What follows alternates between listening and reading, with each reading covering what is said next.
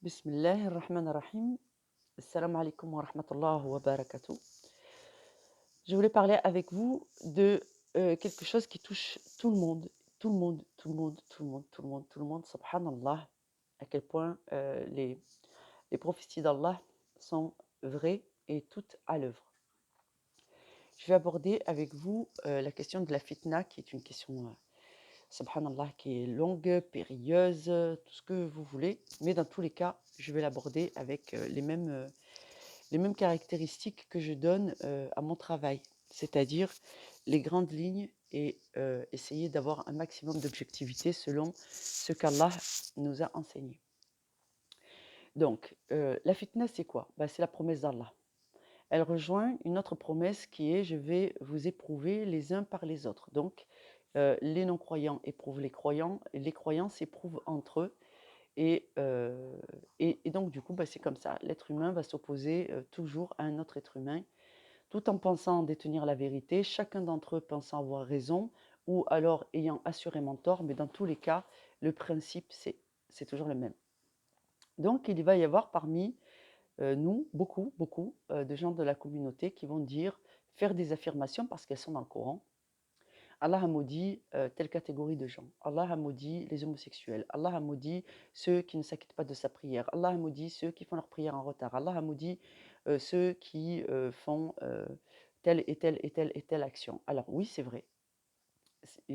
Allah tient toujours ses promesses, donc Allah maudit. Mais il y a malédiction et malédiction. C'est-à-dire que Allah vous fait un début de désaveu. C'est-à-dire qu'il vous dit: ce gens-là n'appartiennent pas à ma communauté.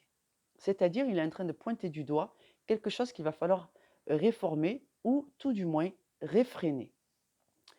Mais c'est pas parce qu'Allah a maudit un type de comportement ou un type de personne que ça veut dire qu'il faut absolument considérer qu'on est sorti de l'islam et ainsi de suite. Ça, c'est vraiment la marque de Satan. C'est tout le contraire. Quand Allah dit j'ai maudit, ça veut dire je désavoue ce comportement. Et si vous continuez dans cette voie, eh bien, vous allez vous enfoncer jusqu'à un égarement où je vais sceller votre cœur, votre esprit, vos oreilles et votre vue, de point que vous ne puissiez jamais revenir à mon adoration, jamais revenir dans mon agrément. C'est ainsi que se passe la malédiction. Ce sont des étapes progressives. Il y a un délai, donc, avant une malédiction qui est d'ordre définitif. Je vous rappelle la religion d'Allah. La religion d'Allah, c'est: quoi que tu aies comme défaut, tu dois tenter de t'améliorer, de parfaire ton être à ce que j'ai demandé, parce que les habitants qui vont aller au paradis, ceux qui vont échapper au châtiment de l'enfer et au châtiment de ce monde, parce que n'oublie pas qu'il y a aussi un châtiment dans ce monde, c'est celui de l'égarement, celui de la vie la plus douloureuse, celui de l'insatisfaction permanente de soi, c'est celui d'être tout le temps déçu et de rester petit dans son être plutôt que de prendre de l'envergure et de se développer dans la sagesse, dans le bon comportement, dans le fait de pouvoir apprécier la vie pour ce qu'elle est, avec un minimum de choses ou un maximum de choses, être égal à soi-même, découvrir sa nature profonde, tout cet éveil de l'âme qui a une capacité de grandir et qui se distingue de son corps. Donc l'être humain existe indépendamment de son corps. C'est cette partie de vous qu'il faut découvrir et qu'Allah vous invite à mettre donc dans le chemin de la droiture toutes les chances de votre côté pour émerger en tant qu'être naturel, détaché de tout ce qui vous encombre. Ainsi, Allah rappelle à l'ordre. Il dit: rien au monde ne doit te détourner de mon adoration. Rien au monde, rien dans cette terre ne doit te dissuader d'être un adorateur d'Allah. Qui que vous soyez, chrétien, baptisé, pas baptisé, ainsi de suite. La fitna, ça sert à quoi? La fitna, c'est autant de gens qui ont compris le din comme ça les arrange. Et c'est vrai, alors je vais vous dire, il y a effectivement une jurisprudence. Allah l'enseigne lui-même. Donc il y a des gens qui sont bien guidés. Il y a des gens qui sont gardiens, gardiens du livre, gardiens des exégèses, gardiens de leur compréhension, gardiens des hadiths, gardiens de la connaissance. Il y en a, et c'est Allah qui les a mis là. C'est-à-dire que ça aussi c'est un commandement voulu par Allah qu'il y ait des gens bien guidés, qui soient porteurs donc de la sagesse, afin que cette sagesse ne se perde pas. Allah dit, nous sommes gardiens nous-mêmes. Donc Allah, lui, est le grand préservateur du Coran. Et pour ça, Allah a toujours désigné des élus qu'il a choisis lui-même pour s'acquitter des missions qu'il a données auprès des hommes. Comme les prophètes, il y a d'autres élus. Donc, je n'ai pas encore abordé le sujet des élus.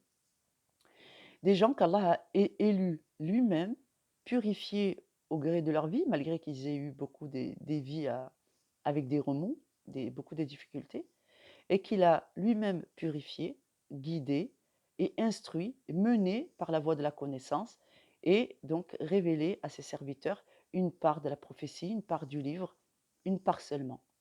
Et ce sont des gens qui sont missionnés, ils ont une mission de vie. Donc la mission de vie, on l'a déjà abordée. Mission de vie adorateur d'Allah, et le travail, c'est Allah qui leur donne. Et ces gens-là, ils se sont euh, professionnalisés dans la transmission des savoirs, l'acquisition et la transmission des savoirs, tout en essayant de ne jamais dénaturer, donc c'est la mission, c'est une pierre angulaire, de ne jamais dénaturer la vraie religion d'Allah, que veut Allah. Et pour que ce travail soit bien fait, il faut que ces gens-là, ils aient été guidés par Allah. C'est-à-dire qu'il y en a qui vont dire, nous sommes bien guidés, alors qu'ils ils ne suivent que leurs propres âmes. Cela, Allah en parle. Mais il y a aussi des gens bien guidés, et c'est Allah qui leur demande, qui les fait faire ce travail, d'amener la vérité, de la faire parvenir jusqu'aux gens. Donc, ensuite, il y a deux voies. La voie traditionnelle de l'érudition, à travers les enseignements qui se lèguent de génération en génération pour pas que ça se perde, donc les écoles. Mais il y a aussi la voie du peuple. C'est-à-dire que c'est Allah qui va choisir ses serviteurs parmi le peuple. À l'époque, on considérait que les rois, la royauté, venaient de Dieu. Eh bien, figurez-vous que en fait, c'est une part de vérité incroyable. Il y a il y a deux catégories. Allah donne le pouvoir et la puissance sur la terre à des gens qui seront tyranniques. Cette royauté vient d'Allah. C'est Allah qui leur a donné cette position dans le monde. Et il y a des gens qui seront des bons gouvernants, qui auront reçu la royauté de la part d'Allah, comme prenons par exemple El-Malik ou Sulayman ou le roi David, qu'Allah les agrée tous les deux. Donc, il y a aussi la reine de Saba, qui est un très bon exemple. La reine de Saba, qui était une païenne, dont le peuple adorait le soleil, mais qui tenait sa royauté et son statut privilégié dans ce monde de la part d'Allah. C'est une rétribution, c'était Allah qui l'avait comblée de bienfaits. Ensuite, elle s'est convertie à l'islam et elle a gardé sa royauté tout en étant l'épouse de Sayyidina Sulayman, et en se convertissant à l'islam, son peuple l'a suivi. Barakallah. Et ainsi sont les voies qu'Allah choisit pour les hommes. Et il y a une autre catégorie, c'est les ulama. Les ulama sont des gens qui sont dotés de science. Alors, ce n'est pas la science infuse. Ils sont allés en quête de science et leur vie a été le réceptacle de tout un tas d'épreuves en quête de vérité d'Allah. Donc, ce sont des gens qui ont cherché la vérité et qui, toute leur vie, retracent leur quête de vérité. Et dans cette quête, il y a plusieurs moments où Allah va les prendre en main et les orienter et les guider et leur montrer la vérité et les doter au bout d'un moment d'un rappel, d'un message ou d'une sagesse, quelque chose qui vient d'Allah et qui fait que ces gens-là sont des élus de Dieu. Donc, difficile pour nous de les distinguer aujourd'hui. D'accord? Mais sachez que quand Allah choisit un serviteur, il le fait suivre de karamat. C'est-à-dire que cette personne aura beaucoup de karamat et à un moment donné, eh bien, elles vont pouvoir être observables par les autres aussi, comme par exemple des destins qui prennent des virages extraordinaires où les gens sont voilà, dans une forme de félicité, de bien guidés. Qu'ils soient pauvres ou qu'ils soient riches, ils restent fidèles à eux-mêmes. Ils ne changent pas parce que leur être est solide, l'intérieur, l'âme est quelque chose qui s'est détaché de la dimension matérielle pour s'attacher à une valeur qui n'est soumise qu'au regard d'Allah. Donc ces gens-là sont des bien guidés. C'est des bien guidés, des Mahdi, des gens qui sont bien guidés. Parce que Mahdi, ça veut dire le bien guidé. Donc les Mahdiyin, les gens qu'Allah a guidés, sont des gens qui sont missionnés de la part d'Allah. Donc ce sont des élus. Et en soi, Allah leur donne un règne. Mais ce règne, il n'est pas aussi éclatant que lorsqu'on a une royauté, apparemment, à proprement dit, apparente, je veux dire, avec voilà, des rois, des palais, un peu comme le roi Talut. Le roi Talut, euh, dans la prophétie de Sayyidina, dans les récits de Sayyidina Daoud, le prophète qui a précédé, donc chez les chrétiens, ils appellent ce prophète Samuel. Donc le prophète Samuel, le peuple de David vient voir le prophète de l'époque et lui dit: «Ô prophète de Dieu, nous on a besoin d'un roi, comment on fait? Voilà, parce qu'on a des ennemis, ainsi de suite, il faut défendre le royaume, mais nous on n'a même pas de roi pour nous diriger», et ainsi de suite. Et le prophète leur annonce, «Wa qala lahum nabiyuhum», donc c'est Allah qui nous dit dans le Coran. Et leur prophète leur dit: Inna ayata mulkihi, et que donc le signe de son investiture, en yati'akum tabout, et que le coffre va vous revenir. Tabout, en yati'akum tabout, fihi sakinatun min rabbikum, à l'intérieur de ce coffre, il y a la quiétude émanant de votre Seigneur. Wa baqiyatun min mataraka al Musa wa al Haruna, tahmiluhun malaika. Donc dans ce livre, dans ce coffre qu'Allah va faire descendre sur eux, il y a dedans la prophétie, le livre. Donc, le signe de l'investiture du roi, c'est Allah qui va désigner un roi pour ce peuple. Il va désigner quelqu'un dans le peuple. Et le signe que Allah l'a choisi, c'est la connaissance du livre. Voilà le signe. La connaissance du livre, la sagesse et la tranquillité. Donc, quand les gens vont entendre la parole, il y a ceux qui vont combattre, bien sûr, et refuser la volonté d'Allah, mais ceux qui sont croyants vont pouvoir être tranquillisés quand ils vont entendre la vérité, ils vont pouvoir la reconnaître. Donc, les bien guidés savent reconnaître la vérité quand ils l'entendent. Globalement, ce sont des choses que vous retrouvez dans le Coran, ça. Attendez. Bon. Alhamdulillah. Donc, j'étais en train de vous enseigner les récits passés afin qu'on puisse aujourd'hui remettre la vérité en place à notre époque. Donc, je vous disais qu'à l'époque du roi Daoud, alayhi salatu salam, il y avait un prophète qui s'appelait Samuel et les indigents de l'époque sont allés le consulter pour lui demander: au prophète d'Allah, il nous faut absolument quelqu'un. Et Allah leur dit que le signe de son investiture sera que le coffre. Et quand le coffre est précisé, en vérité, il s'agit de la prophétie et du livre. Et pour se référer à ça, il faut déjà, ce verset, vous le trouvez dans Surat al-Baqarah.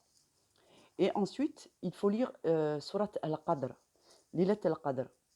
والقدر وما أدراك ما ليلة القدر ليلة القدر خير من ألف الشهر.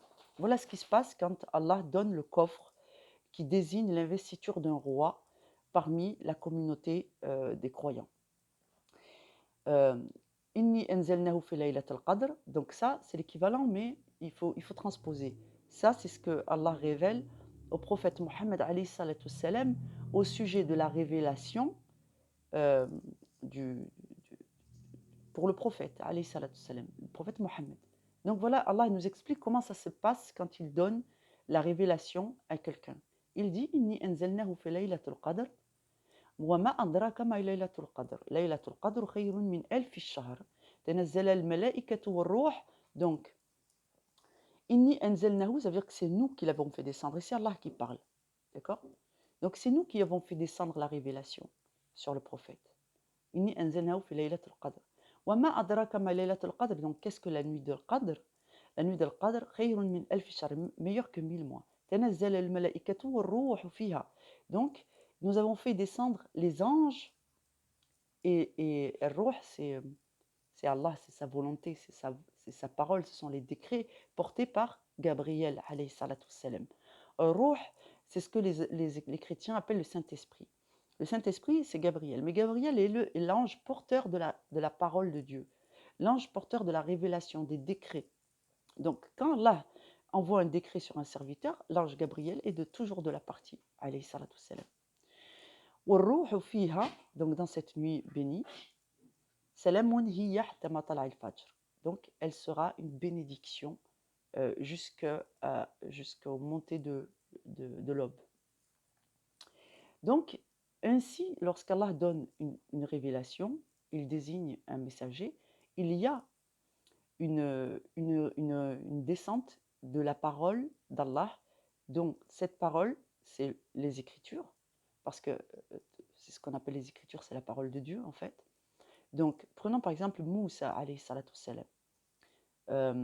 Lorsqu'il il monte sur le mont et qu'Allah lui dit « N'aie crainte, enlève tes sandales, cette terre est bénie, je suis Dieu et je vais t'envoyer au peuple de Pharaon. » À ce moment précis, sachez que bien qu'il n'y ait pas d'autre témoin que Moïse, alayhi salatu salam, il était seul avec Dieu. Dieu lui a donné le livre et la prophétie. Donc, mais aussi l'a guidé. C'est-à-dire qu'à partir de ce moment-là, Moussa n'appartient plus à lui-même. Il est totalement soumis à Allah. Donc, c'est un élu. Et à partir de ce moment-là, Allah lui a donné une royauté. Il s'est passé la même chose pour Sayyidina Ibrahim, quand Allah dit « Nous l'appelâmes par la droite du mont comme s'il était un confident. » Mashallah. Oh Abraham, passe par là, bien. Je vais m'entretenir avec toi. Subhanallah.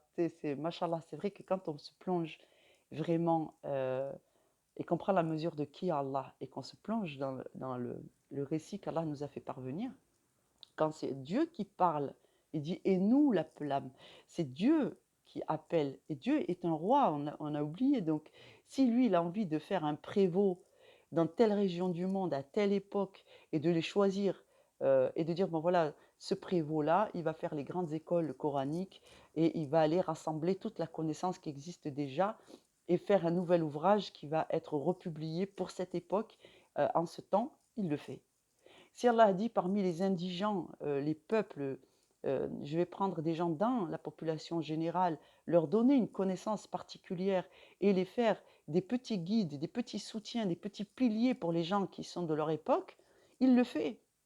Quand Allah a choisi euh, euh, le roi Talut, ça a fait un talus général, un tollé, pardon, ça fait un tollé général. Allah a choisi, quand les gens sont allés voir Samuel, comme les chrétiens l'appellent, alayhi salatu salam, et que Samuel dit, voilà, Allah va vous donner la prophétie, le livre, et il va choisir parmi vous un roi, vraiment.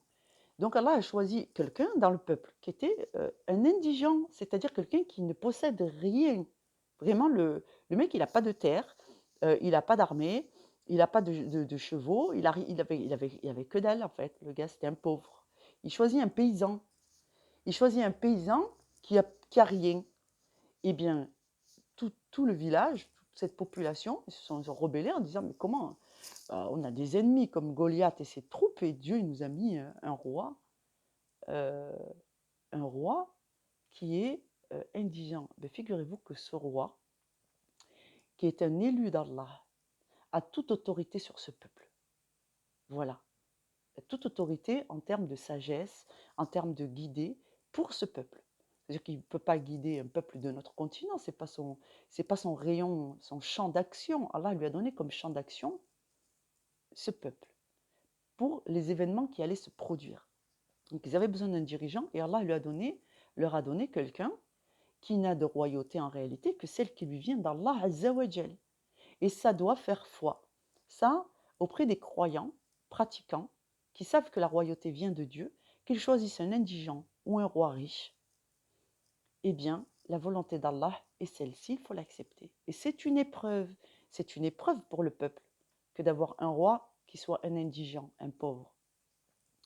Toutefois, Allah l'a purifié et l'a honoré en le choisissant comme un petit messager, parce que c'est un prophète qui désigne que la royauté de tel, qui dit que Allah va choisir un roi. Ce roi a reçu la sagesse et l'a guidé.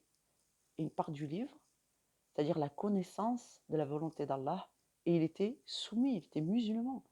Donc, vous voyez, ce n'est pas la même catégorie entre les prophètes et les messagers et les élus. Mais ça vient d'Allah. Donc, à partir du moment où ça vient d'Allah, c'est un imam.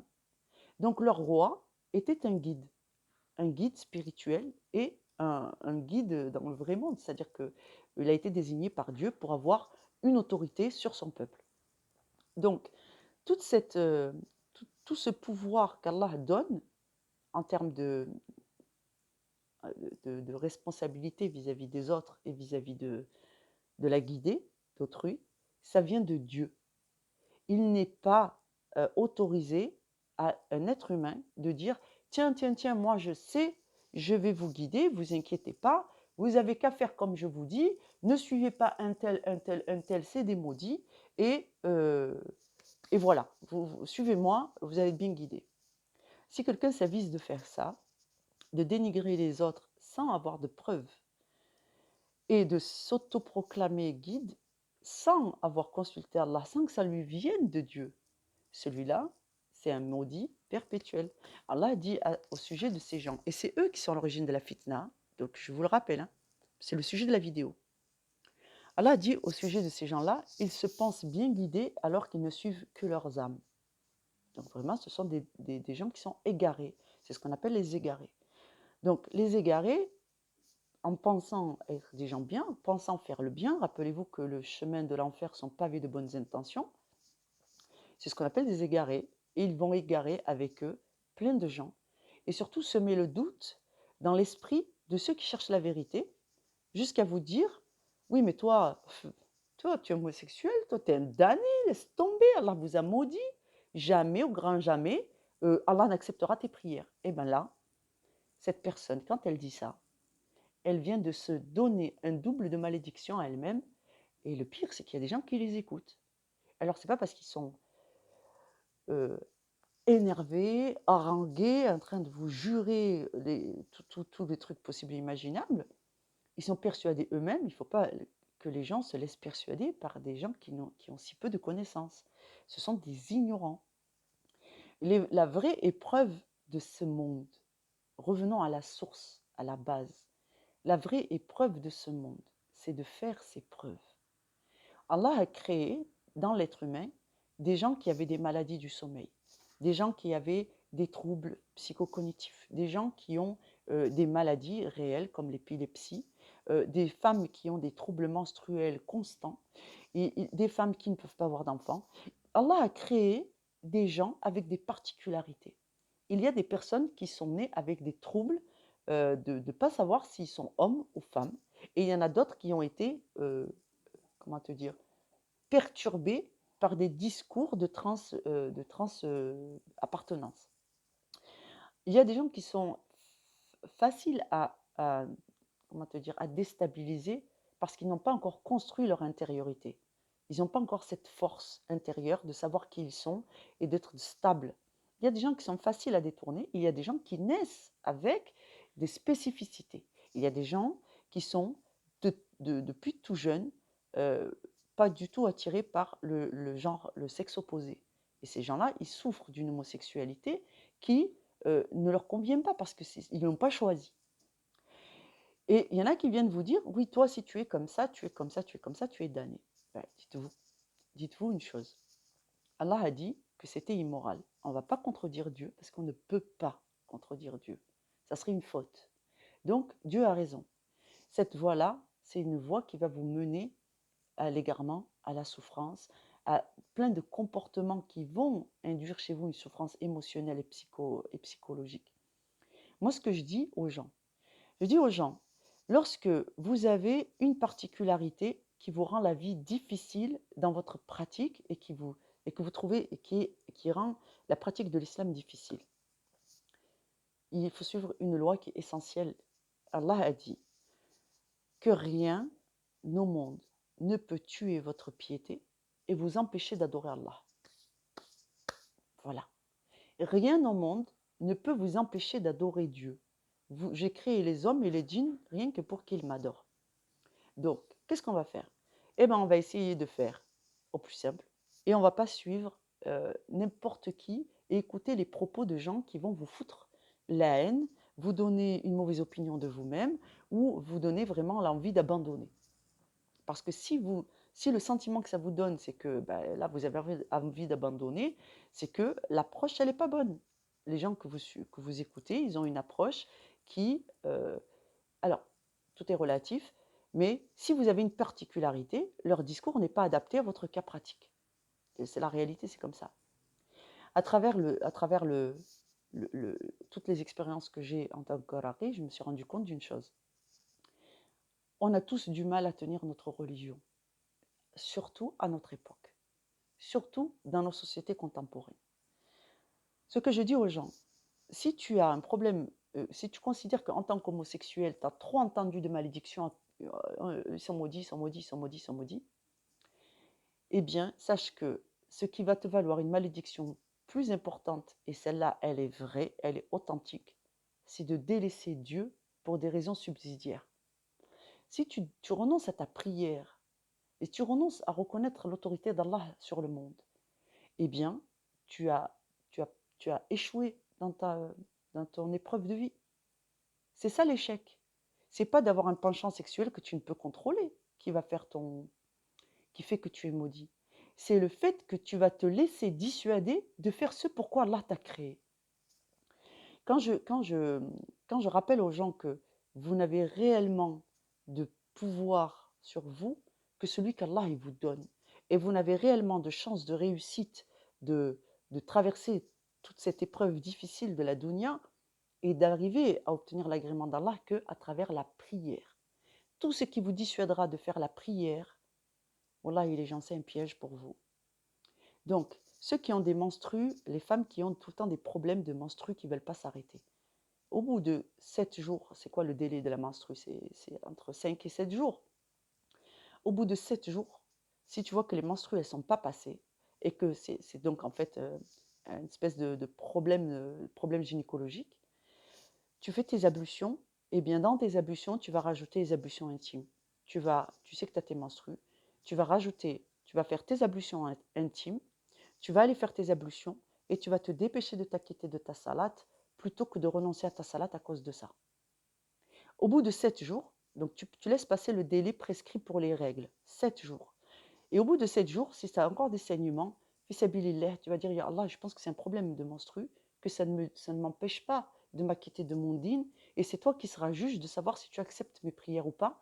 Mais alhamdoulilah, c'est un problème de santé. Donc, quand c'est un problème de santé, tu laisses passer les 7 jours où tu n'as pas le droit de prier, c'est impur, mais au-delà, considère que c'est un problème de santé. Si tes règles vont durer 6 mois à faire des allers-retours, pendant 6 mois, tu ne vas pas prier Dieu, mais c'est toi qui vas être lésé, parce qu'en fait, tu n'as pas la vie que tu veux mener.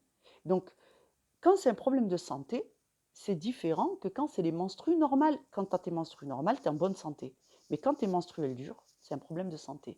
Et les problèmes de santé, Allah dit, tu fais ce que tu peux de ton dîn avec les problèmes que je t'ai donnés. Ça fait partie de ton épreuve. Donc la règle, c'est quoi? Eh bien, les menstrues, ça dure en moyenne 7 jours quand on est en bonne santé, maximum. Au bout de 7 jours, tu fais tes ablutions intimes, tu fais tes ablutions normales et tu vas t'acquitter de ta salate. Ensuite, tu remets tes protections et à chaque prière que tu veux faire, tu fais une toilette intime, à moins que ce soit vraiment trop abondant, tu vois. Et si c'est trop abondant, alors tu t'acquittes de te purifier, de te laver, de faire des choses comme d'habitude.